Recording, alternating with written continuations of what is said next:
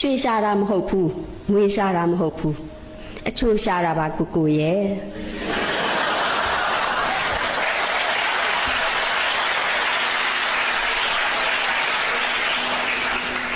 လွန်ခဲ့တဲ့35နှစ်ကရေးတာပါချွေရှာတာမဟုတ်ဘူးအချိုရှာတာပါကိုကိုရဲ့အချစ်ဆိုတာဒါလားဒီရလိုပဲခါတယ်နော်ကျမညံ့တာအဲ့ဒါပါပဲ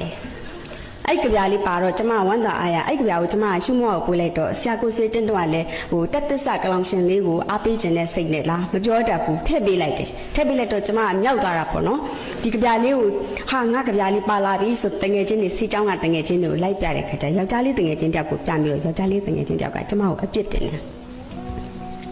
သူ့နာမည်ကဝင်းမြင့်ထွန်းတဲ့